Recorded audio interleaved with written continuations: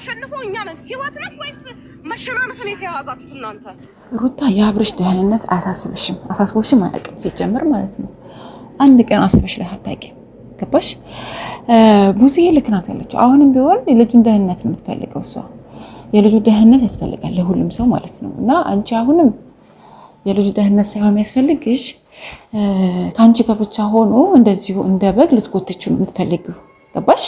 እንደ በግ እየጎተችው ና ወደዚህ ና ወደዛ ስትዩ ደስ እያለሽ እንደፈለሽ ታሪክ ነው። ልጁ እኮ በሽተኛ ነው፣ ታሟል እኮ በሰጠሽው መድኃኒት ታሟል። እንዴ ጤነኛ መስሎሽ ነው እንደ አንቺ አሁን ልጁ ለምንድን እንደዚህ እየሆነ ያለው?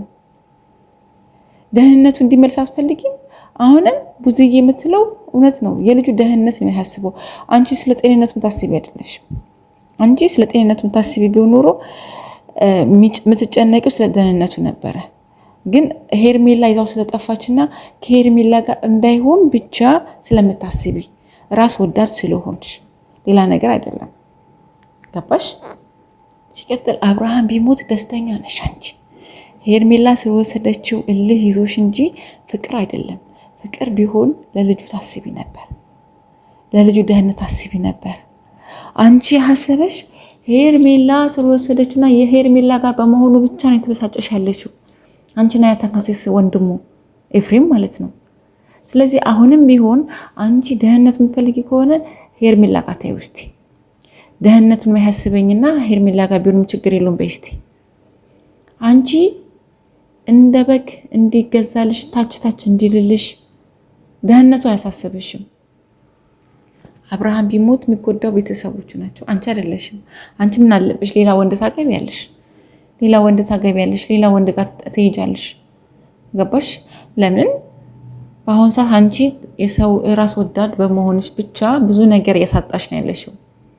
ራስ ወዳድ ነሽ፣ በጣም ራስ ወዳድ ነሽ ሩታ።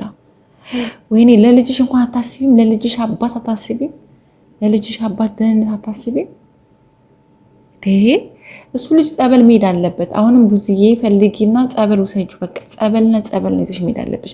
ልጁ ደህናውን እንዲሆን የምትፈልጉ ከሆነ ወደ ድሮ እንዲመለስ የምትፈልጉ ከሆነ እንደ ድሮ እንዲሆንላችሁ የምትፈልጉ ከሆነ ጸበል ነው እሱ ልጅ መሄድ አለበት፣ ሌላ አይደለም። ገባችሁ? እኔ ግራ እየተጋባሁ ነው ያለሁት። አሁንም ቢሆን አብርሽ ምን አደረገ? አንቺ እኮ ነሽ መጀመሪያም አልፈልግም ብለሽ ፍቺ ስትፈጽሚበት የነበርሽው፣ ንብረት ስትካፈይበት የነበርሽው፣ እንደ በግ ስትጎትችው የነበርሽው አንቺ ነበርሽ። መቼ ሰላም ሰጠሽው? እኔ እንጃ። ከተጋባሽ ጀምሮ መቼ ሰላም ሰጠሽው ልጁ? አሁን ለምን ከሄርሜላ ጋር ጥሩ ፍቅር ላይ ኖረ? ለምን ደስተኛ ሆነ? ለምን ህይወቱን አልበጠብጥም?